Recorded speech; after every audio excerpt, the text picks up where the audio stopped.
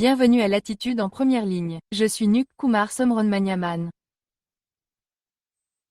Le maréchal Asimon aurait fait une remarque lors de sa récente visite aux États-Unis selon laquelle si le Pakistan était confronté à une menace existentielle, il possédait des armes nucléaires et éliminerait la moitié du monde avec. Cette remarque a été condamnée par le ministère des Affaires étrangères à Delhi, qui a déclaré que les menaces nucléaires étaient le discours commercial du Pakistan. Le ministère pakistanais des Affaires étrangères a déclaré que les remarques du maréchal avaient été déformées et sorties de leur contexte et a qualifié la déclaration du méa d'immature. Cette querelle a ajouté une nouvelle couche de rancœur à l'hostilité entre les deux pays après Peldam et l'opération Sindoor.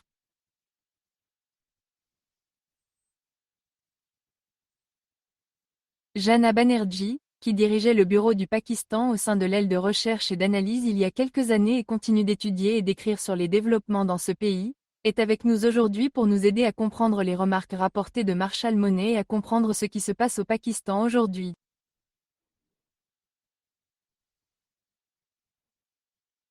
Après tout cela, après Sindoor, après Pelgam, et comment se porte le général Azza Asemuner dans son propre pays? Monsieur Rana Banerjee, bienvenue à Latitude. Merci de m'avoir invité. En tant qu'observateur de longue date de l'armée pakistanaise, que pensez-vous de ces déclarations rapportées par le général Azam Munir ou le général de division Assam? Devrais-je dire que le Pakistan, en tant que pays nucléaire, entraînerait la moitié du monde avec lui s'il sentait une menace existentielle? Comme je l'ai dit, le ministère de l'Énergie a qualifié cela de « bruit de sabre » nucléaire et bien que le ministère pakistanais des Affaires étrangères ait déclaré qu'il s'était trompé, il n'a pas fourni les remarques exactes qu'il avait faites. Il n'a pas précisé ce qu'il avait réellement dit. Il a également menacé de faire sauter tout barrage que l'Inde construirait pour empêcher les eaux du bassin de l'Indus de s'écouler vers le Pakistan. Si ces informations sont exactes, que pensez-vous qu'il cherchait à obtenir avec ces remarques? Eh bien, le terme de menace existentielle est certainement lié à la théorie ou à la doctrine nucléaire. Maintenant, Iman n'est pas connu pour être un expert en termes de tactique militaire ou nucléaire.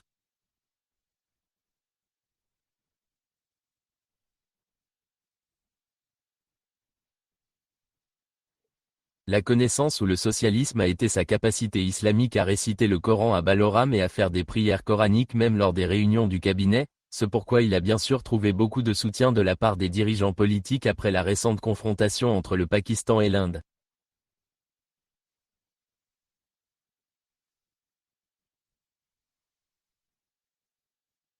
Donc, si nous revenons à l'expression « menace sanitaire existante », Burry semble l'avoir fait dans le contexte économique, car l'économie du Pakistan est connue pour être en mauvaise posture et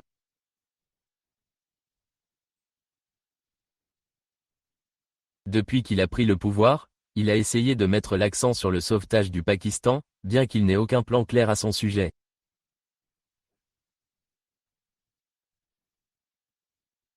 Mais il a mis en place ce conseil spécial de facilitation des investissements où il a des officiers supérieurs de l'armée qui examinent directement le fonctionnement quotidien de l'organisation.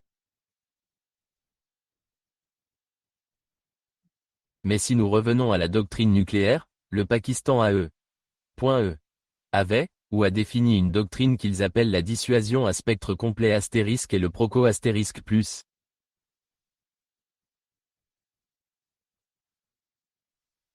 C'est le langage qu'a utilisé leur nucléariste, l'antillais à la retraite, lors de ses récentes déclarations devant des audiences internationales à Rusey, en février 2020, ou même plus tard, lors de conférences internationales à Islamabad.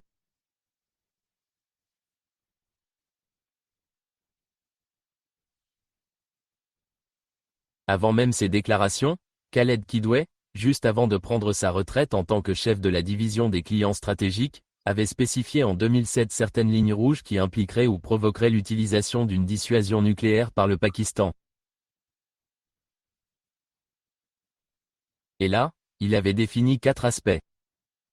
Le seuil spatial, ce qu'il a appelé le seuil spatial. Si le Pakistan perdait du territoire, et cela aurait inclus le Cachemire occupé par le Pakistan, alors le seuil militaire, ce qui signifiait que si la défection ou la défaite se profilait à l'horizon, alors il y avait le seuil économique. Si, par exemple, il y avait un blocus de Karachi par l'Inde ou si l'Inde menaçait de toute autre manière son bien-être économique, dans le contexte actuel, on pourrait faire référence au traité des quartiers sans fin et à un seuil politique où tout le système serait perçu comme étant en train de s'effondrer. Si vous utilisez le terme existentiel dans le contexte de ces lignes rouges, cela correspondrait probablement au seuil économique qui aurait pu être atteint. Et au respect du traité sur les eaux indiennes par l'Inde.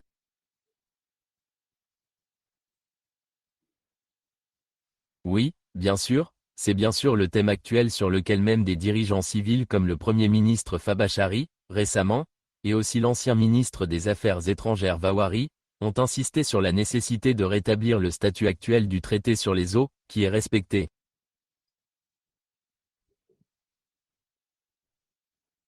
Mais ils font maintenant référence à la décision ou à l'avis de la Cour internationale de justice, et étant donné que récemment, il ne peut pas être maintenu. Cela reste un thème récurrent dans leur retraite dans les jours à venir. Alors, à votre avis, qui était réellement le public du général Hassem?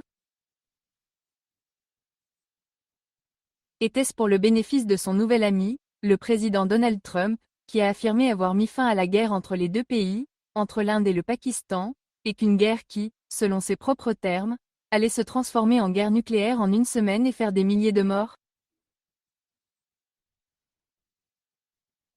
Était-ce pour mettre Trump en colère et lui fournir un terrain d'entente pour répéter cette affirmation et poursuivre l'internationalisation du conflit indo-pakistanais, ou était-ce pour un public pakistanais? Car nous savons que, vous savez, la plupart du temps, de nombreux dirigeants d'Asie du Sud font des déclarations à l'étranger qui étaient en réalité destinées à un public national à des fins de politique intérieure. Était-ce pour la diaspora, qui est considérée comme étroitement liée à Imran Khan et à l'ouragan Saf au Pakistan, ou était-ce un message sérieux adressé à l'Inde sur sa nouvelle doctrine selon laquelle chaque attaque terroriste serait considérée comme un acte de guerre et l'Inde y répondrait comme tel?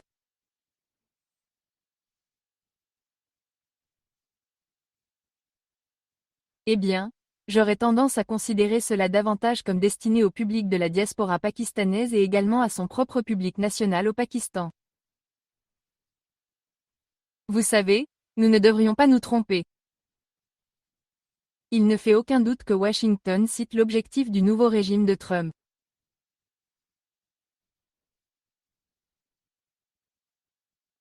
Mais ce message particulier, ou ce discours particulier d'Asim Munir, je pense qu'il semblait être devenu un peu euphorique, ou emporté, après le discours et l'accueil qu'il a reçu de la part d'une personne de haut rang en uniforme, au niveau du chef d'état-major de la Défense et de l'ancien commandant du SENTCOM, le double commandant du SENTCOM, et après cela, quand Adnan Assad, qui est le conseiller général honoraire du rap pakistanais en Floride. Il a organisé cette réunion pour la diaspora. Il y avait environ 100 à 120 personnes invitées. Bien sûr, on leur a demandé d'éteindre leur téléphone ou de ne pas avoir de téléphone à l'intérieur et de Ne pas pouvoir faire de reportage. Mais les remarques qu'il a faites, je veux dire, il était très clair qu'Azimir voulait que ces remarques parviennent en Inde. Quelle que soit la manière requise et dans un si grand rassemblement, il aurait été très difficile de restreindre ce qu'il a dit. Donc ce qu'il a dit, il le pensait vraiment ou avait l'intention que cela soit connu en Inde. Mais ce qui est intéressant, c'est que l'ISPR, qui rapporte normalement tous les mouvements des chefs de l'armée, qu'il s'agisse de ce qu'il a dit à Washington, qu'il a quitté Washington pour se rendre à Bruxelles ou de ce qu'il a dit à qui il a fait un rapport assez détaillé. Cette fois, le SPR n'a pas mentionné son règne contre l'Inde.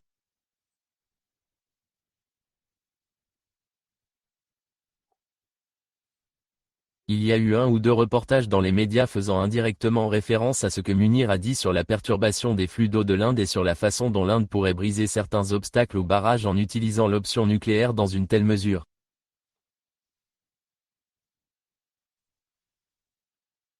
Oui, mais,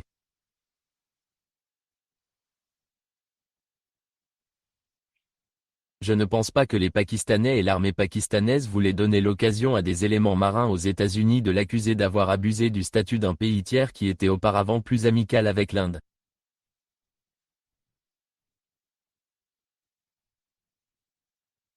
Donc non, mais les États-Unis n'ont pas non plus fait de commentaires sur ces remarques rapportées. Ils ne les ont pas vraiment prises au mot. Ils ne les ont pas critiquées. Ils n'ont pas dit ce qu'ils pensaient de ces remarques. Donc, il y a eu un silence de la part de l'administration américaine et aussi de la communauté stratégique américaine. Vous savez, tout le lobby de la non-prolifération, tout le monde est très silencieux à ce sujet. Oui. En ce moment, vous voyez que quiconque est dans le système officiel suit la voie de Donald Trump. Je veux dire qu'il est irrationnel. Il est imprévisible. Il a clairement fait savoir ouvertement qu'il adoptait une position plus favorable au Pakistan et plus hostile à l'Inde.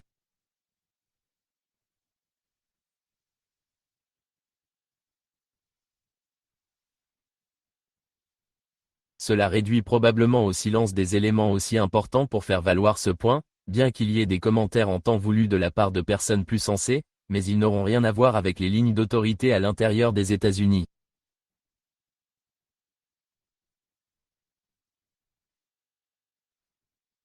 D'accord.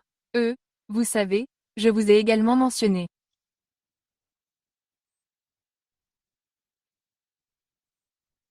Donc, dans ma question, c'est aussi, vous savez, une réponse à la nouvelle doctrine indienne selon laquelle chaque acte de terrorisme sera considéré comme un acte de guerre, et, si c'était pour décourager, Asimony essayait-il de décourager l'Inde de mettre réellement cette doctrine en pratique, même si, une telle occasion se présentait?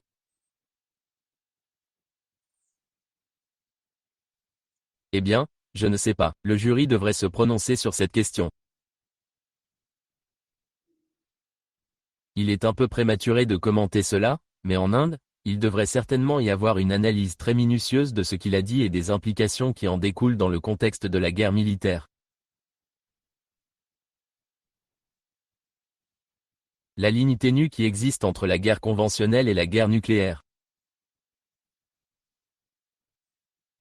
Le Pakistan dit qu'il a parfaitement établi le lien entre l'utilisation militaire conventionnelle et son approche nucléaire. Ils ont un commandement des forces stratégiques. Ils ont déployé des missiles tactiquement. Ils ont également des missiles à capacité nucléaire disponibles et, ils ne sont pas couplés. Ils disent qu'en 2 heures, nous pouvons les fabriquer et les rendre opérationnels au niveau du commandement stratégique sur le terrain.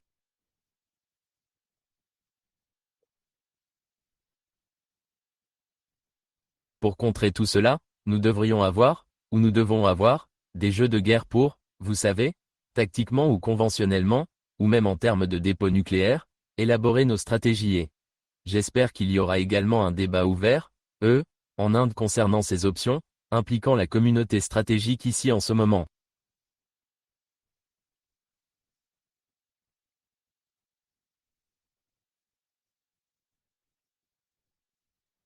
Il n'y en a pas, et si je peux, signaler un commentaire un peu ancien, mais intéressant, du colonel universitaire américain David A. Smith, qui a écrit 2 livres très intéressants, sur l'expérience de Quah et l'expérience de Wellington, dans lesquels il s'est entretenu avec des officiers supérieurs américains qui ont fréquenté ces collèges militaires au Pakistan et en Inde pendant un certain temps.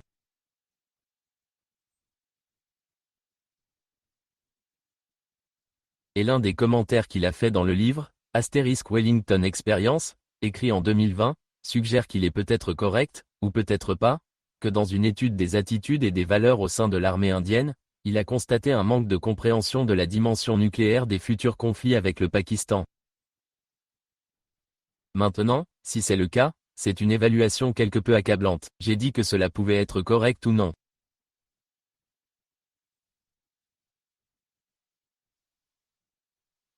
Mais la communauté stratégique en Inde mérite certainement de savoir si les spécialistes des préoccupations de l'autorité de commandement nucléaire indienne et du commandement stratégique que nous avons sont en désaccord avec cette compréhension ou ce manque de compréhension ou ont pris des mesures correctives pour être correctement préparés à faire face à leurs menaces globales.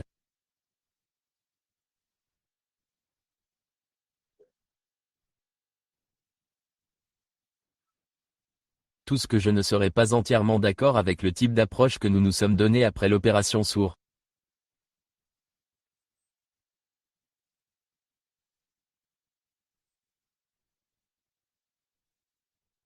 Car il y a aussi la question de la perception internationale sur la manière dont le conflit de 4 jours s'est déroulé, et la question globale comporte également des points d'interrogation sur le rôle de la Chine, comment l'armée de l'air pakistanaise a été parfaitement formée à l'utilisation d'équipements chinois par le Pakistan, grâce à une formation en Chine, et comment ces expériences, cette formation et la mise en œuvre effective de ce type d'armes avancées ont pu leur donner un avantage, en particulier au cours des 2 premières nuits de combat entre les 2 forces aériennes.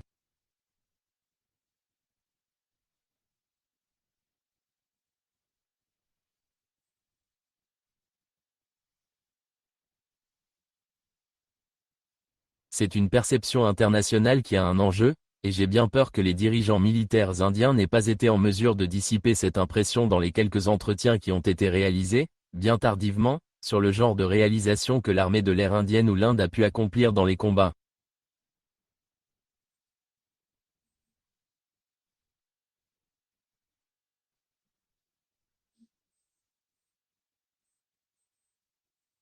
Le chef de l'armée de l'air indienne a récemment fait remarquer que l'armée de l'air indienne avait abattu quelques F-16, un gros avion et des systèmes radars.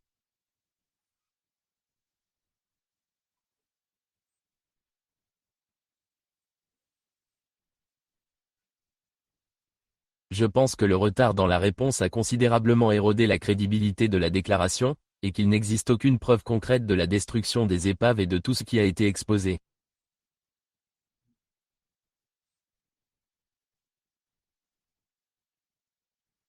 C'est donc sa parole contre celle des Pakistanais et, comme je l'ai dit, la perception internationale reste en notre défaveur. Je veux comprendre son état d'esprit. Je veux dire que vous l'avez étudié de très près au cours de ces dernières années où il a été chef de l'armée.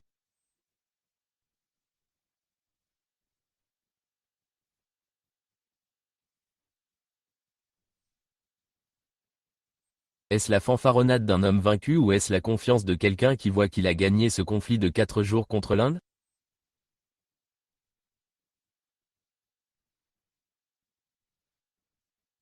Eh bien, c'est certainement la lettre et, dans ses déclarations.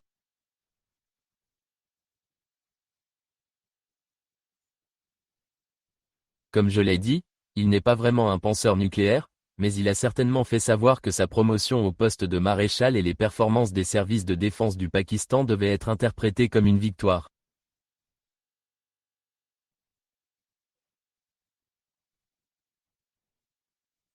Et il s'est permis de se sentir un peu gango dans ce discours particulier du soir où il a interagi avec la diaspora pakistanaise.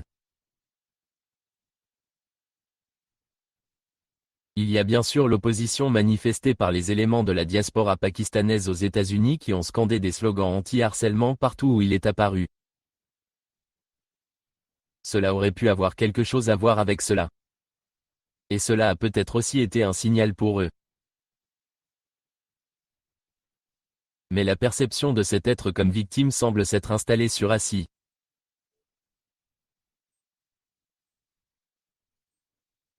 Et, il y a à peine 6 mois, il était dans les cordes.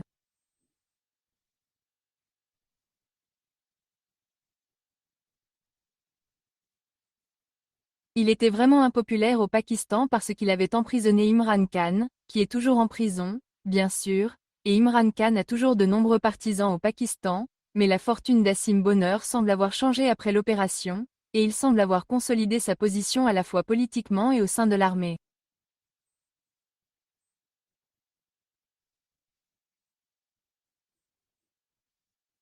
Il y avait eu des rumeurs avant tout ça, selon lesquelles des gens dans l'armée voulaient l'avoir, mais maintenant il semble que ce ne soit plus le cas. Alors, que pensez-vous de ce que vous entendez? Oh, actuellement au sein de l'armée, sa position est absolument inattaquable. Même avant, j'avais toujours pensé qu'une fois qu'il avait été nommé chef de l'armée, il était très difficile pour ces personnes, même au sein de l'armée, de se manifester ouvertement ou de comploter pour l'évincer.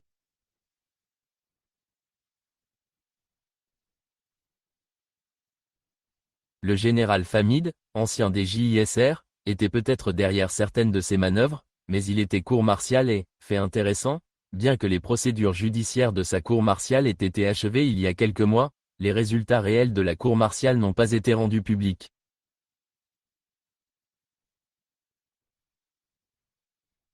Il y a donc ce ravisseur suspendu au cou de Famed et d'Imran Khan.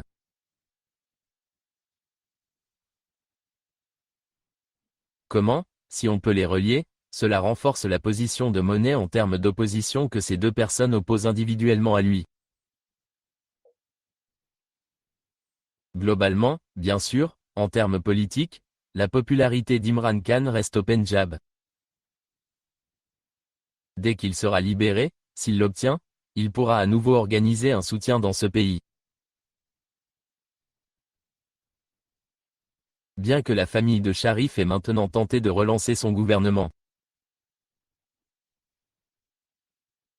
La fille de Nashar est la ministre en chef du Pendjab. Elle fait de son mieux pour présenter une approche administrative favorable au peuple.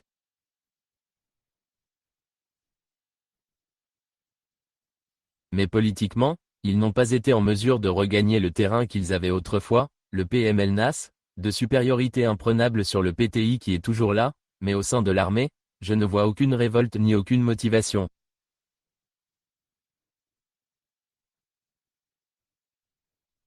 Il se peut qu'il y ait le sentiment que son mandat va être très long, et que les aspirants généraux qui auraient pu devenir chefs de l'armée s'en sentent mal. Mais ces sentiments resteraient bien au fond de leurs pensées et ne seraient pas exprimés ouvertement.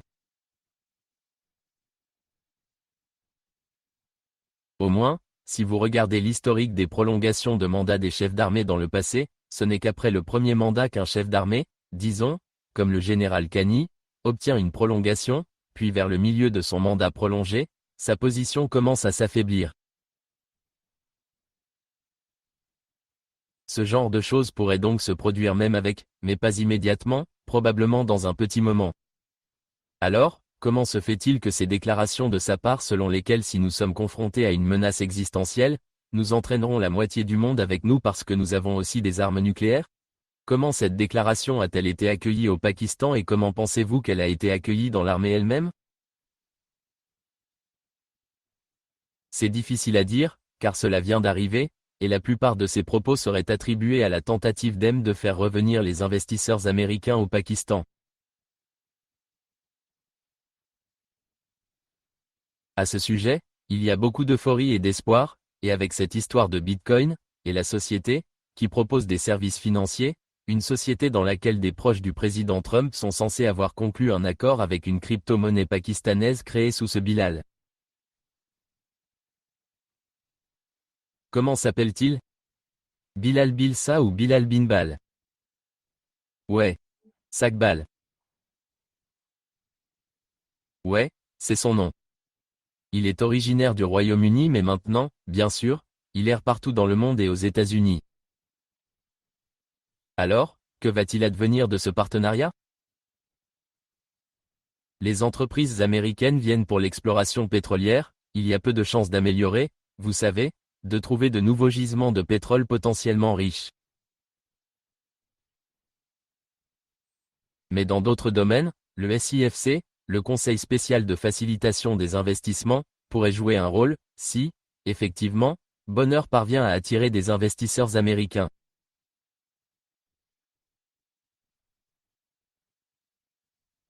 Je pense que cela consoliderait encore plus sa position et pour le moment, il ne serait pas, vous savez, beaucoup, ils essaieraient de laisser les références au nucléaire exister, à l'existentialisme ou au fil comme une sorte de lapsus de la part du chef.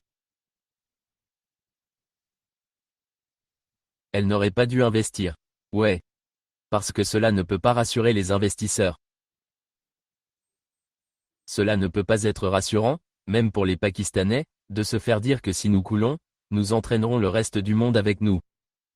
Oui, c'est un avertissement, je ne le ferai pas, oui.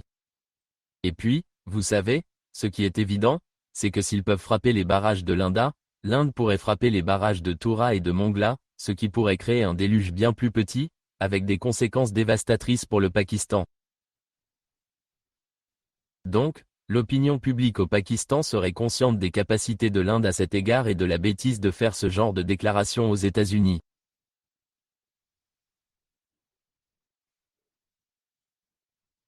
Ce sont donc des questions difficiles à traiter, bien sûr, si l'on en croit des spécialistes du nucléaire plus sûrs d'eux comme Gul Kalin Kawai.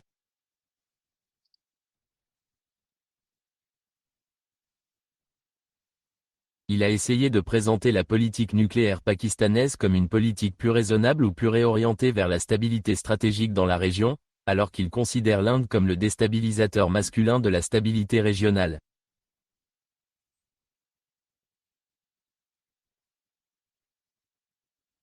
C'est donc la position pakistanaise la plus typique et je suppose qu'une fois que Bun reviendra, le Conseil plus sage l'emportera pour remettre ses déclarations dans cette perspective.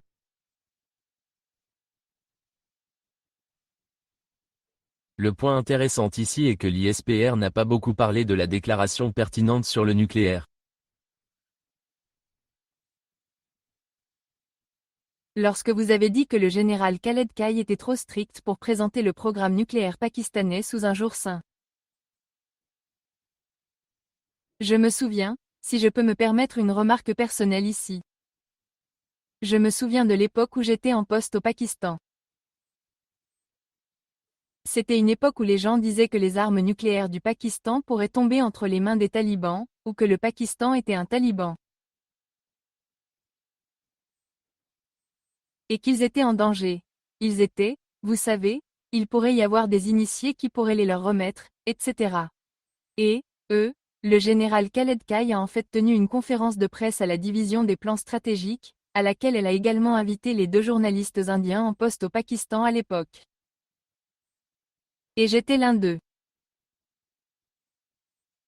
C'était donc une expérience assez particulière d'être conduit dans le sanctuaire nucléaire du Pakistan. Point. Ouais. Non. Il l'a fait. Il a en fait abordé cette question très ouvertement, et il avait l'avantage, car à cette époque, le FBI travaillait conjointement avec l'organisation nucléaire pakistanaise pour faire introduire ses programmes de contrôle de la fiabilité personnelle dans la communauté scientifique pakistanaise. Ils ont été élaborés avec succès en consultation avec l'autorité des officiers du FBI qui étaient là à Lahore.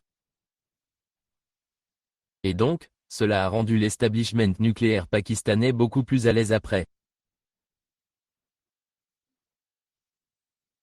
Vous savez, il a été question que Phil Marshall vise le poste de président du Pakistan, et qu'il cherche à le devenir en destituant Asaf Ali Sardari et en se faisant installer avec l'aide de Shahbaz Sharif et des autres chars. Ce ne sera pas la première fois que cela se produira au Pakistan. On se souvient que Parvez Musharraf a été président général pendant quelques années. Mais est-ce probable? Ce scénario est-il probable dans le Pakistan d'aujourd'hui? Cela arrivera-t-il? Personnellement, je ne vois pas cela se produire. Cela a été démenti par le Premier ministre pakistanais et d'autres également. Il y avait un certain mécontentement au sein de l'armée concernant le style de fonctionnement du président Zambari, à propos duquel j'ai bien sûr écrit récemment.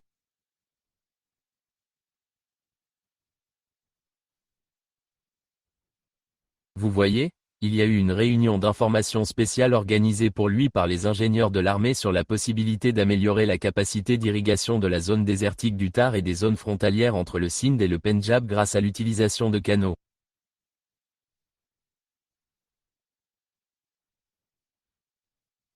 De nombreux officiers de l'armée à la retraite possèdent des terres dans les zones du barrage de Shukur, Sakur-Gudu. Une réunion d'information spéciale a donc été donnée il y a quelques mois et elle a bien sûr été divulguée aux politiciens de Sindhi et la seule personne qui aurait pu la divulguer aurait été Tehari lui-même.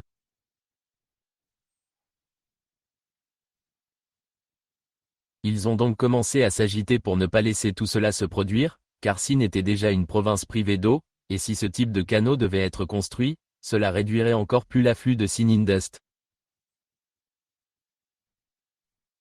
Bien sûr, rien de plus n'a été réalisé concernant les projets qui avaient été discutés à l'époque. Cela a peut-être été l'une des raisons du mécontentement de l'armée envers Zebari, mais politiquement parlant, il n'était pas nécessaire que monsieur devienne président dans cet État, car il avait à sa disposition un premier ministre totalement malléable et hostile, et même le ministre en chef du Pendjab est de la même famille. Ils font donc tout après avoir consulté les dirigeants militaires. C'est probablement la situation la plus confortable du système hybride qui a été accepté, tel qu'il a été modélisé par les dirigeants de l'armée. Bien sûr, l'armée estime qu'au final, un système de gouvernance présidentielle serait une meilleure option pour le Pakistan. Plusieurs généraux de l'armée ont écrit des articles à l'époque de Brancan. Il y a également eu ce rapport sur le Navov Tong, ancien commandant de l'armée du Bangladesh, qui a écrit un article sur l'applicabilité de la forme présidentielle de gouvernement au Pakistan.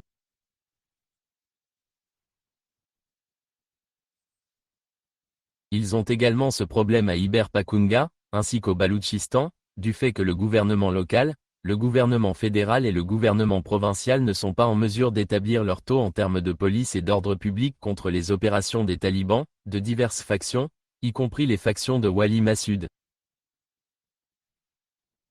Au KP, il y a eu un effondrement complet de l'administration.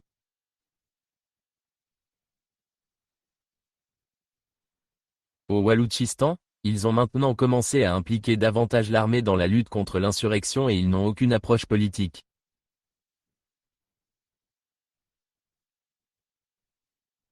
Les membres du comité des disparitions balouches sont toujours en mouvement. Ils font du sit-in dans l'éducation à Islamabad depuis 2 mois. Cela continue. Il n'y a donc aucune approche politique pour résoudre les problèmes auxquels ils sont confrontés dans ces 2 provinces. Mais le Pakistan a remporté une petite victoire au Baloutchistan avec l'aide des États-Unis. C'est une très petite victoire, cela n'a guère d'importance, vous savez, la brigade Majid étant déjà désignée, la BLA était là. Brigade Majid et l'armée de libération Baloutch. Eh bien, la BLA est désignée depuis 2019. Cela n'a pas affecté leur capacité, et la brigade Wajid en est une émanation. Donc, ce sera juste pour les annales, et je ne pense pas que cela affectera les capacités, en tant qu'insurgés.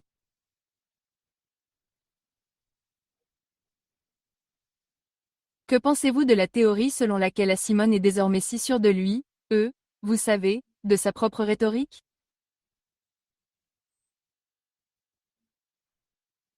Il est tellement ivre-mort de cette perception d'avoir infligé une défaite militaire et diplomatique à l'Inde.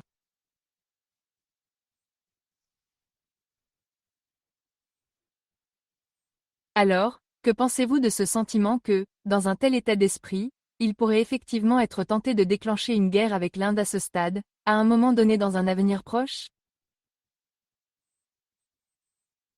Vous voyez, j'ai peur pour votre objectif, vous savez, ce sentiment d'être ivre-mort.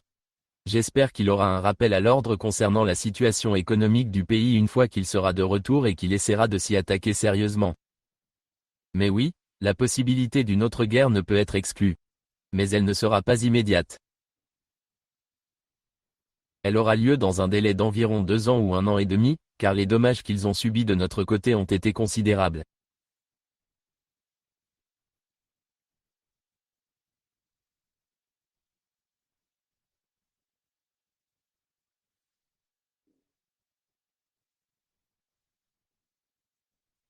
Donc, pour compenser ces dommages et pour que les Chinois puissent à nouveau se procurer des équipements chinois sophistiqués afin de combler les lacunes de leur défense aérienne, par exemple, et d'autres mécanismes, cela prendra un certain temps et ils opteront pour ces développements car ils n'ont certainement plus aucune inquiétude quant à la capacité de l'Inde à recourir à de nouvelles actions si vous savez qu'il y a des incidents majeurs de notre côté qui pourraient être à nouveau imputés au Pakistan.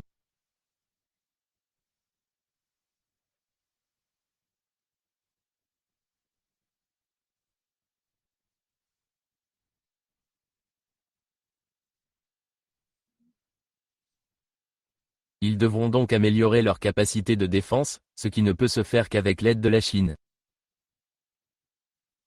Cela prendra un certain temps. Oui.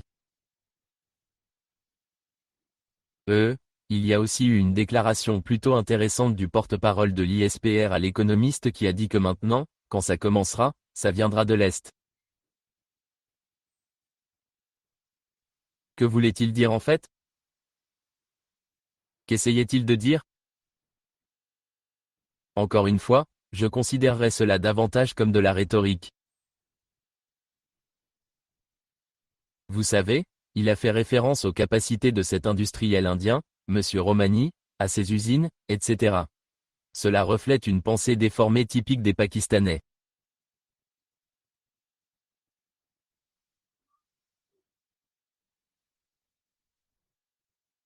Ils ne peuvent pas résister à tout ce qui pourrait arriver de bien à l'Inde et cette pensée s'est profondément infiltrée dans leur psyché militaire, et il est assez décevant de voir que même le chef de l'armée pense d'une manière aussi étroite.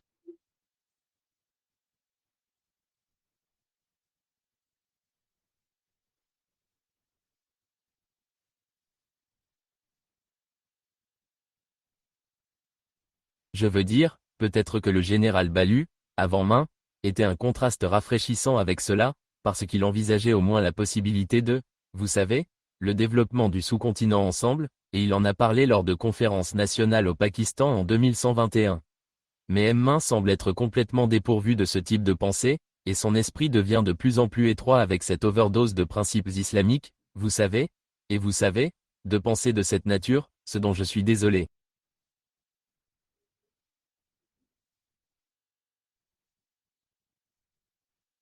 Et la perception de cette victoire. Eh bien, cela va faire disparaître le commerce, un peu, après un certain temps, parce que, fondamentalement, la position du Pakistan en termes économiques continue d'être très mauvaise. Donc, il va devoir faire face à cette situation, étant donné qu'il a un contrôle presque total, et, ils ne prennent aucune mesure de réforme substantiellement différente pour s'attaquer à ces problèmes, le problème économique. Donc, ce ne sera qu'une histoire de prêts et de reconduction, et de choses qui vont bouleverser la situation, à savoir si les investissements étrangers seront durables, ce qui pourrait relancer les industries, ouvrir des canaux d'emploi, relancer les zones économiques spéciales dans les zones côtières, relancer le projet Guadal. Tout cela constitue de grands points d'interrogation. Rien ne semble décoller pour l'économie pakistanaise. C'est donc là qu'il va intervenir. Je vous ai donc posé une question sur la référence de l'ISPR à la manière dont l'attaque pakistanaise viendrait de l'Est. Est-ce une référence au Bangladesh? Je ne le pense pas. Je veux dire qu'ils sont naïfs s'ils pensent que Pushpe va à nouveau s'entendre avec eux. Mais ce n'est qu'un type de rhétorique, qui, vous savez, est personnalisé, influencé par, vous savez, ce monsieur, Kri, qui est le fils du sultan Bachir Mahmoud. Il a été élevé dans une optique particulièrement islamique, et il est l'un des officiers les plus favorisés d'Aïd Munir à avoir obtenu ce poste, le DGR Ahmed Sharif Chin. Monsieur Banji, que pensez-vous réellement de cette amitié entre les États-Unis et le Pakistan?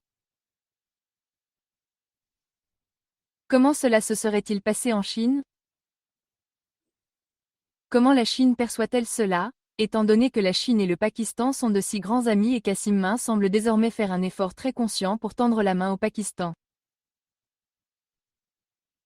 Il s'y est déjà rendu 2 fois après l'opération Sindoor. Je crois qu'il n'est allé qu'une seule fois en Chine après cela, peut-être après l'opération Sinindul, mais il s'est rendu 2 fois aux États-Unis et ils sont vraiment amis avec les dirigeants militaires américains qui ont été très, très amicaux avec Casimir. Ils lui ont témoigné de l'estime. Alors, comment pensez-vous que la Chine perçoit cette nouvelle affection? Eh bien, la Chine ne serait pas mal à l'aise avec cela, ils l'ont déjà constaté dans le passé. Ils savent que la dépendance militaire du Pakistan vis-à-vis de la Chine est absolue et ils ne s'en inquiéteront donc pas beaucoup.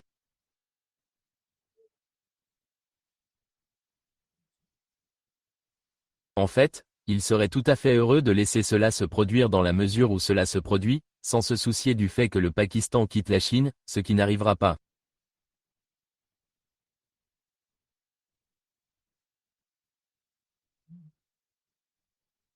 Ils seront donc tout à fait à l'aise avec cela et ils laisseront les choses se dérouler à court terme avec des relations transactionnelles jusqu'à ce que Donald Trump semble être entiché de l'argent et de Nasil, peut-être jusqu'à ce qu'il obtienne son prix Nobel, s'il obtient son prix Nobel.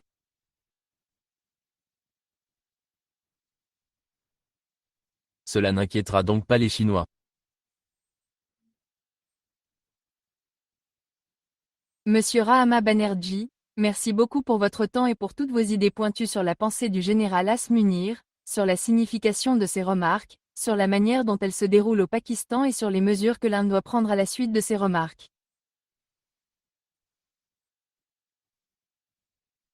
Merci beaucoup. Ce fut un plaisir de vous parler.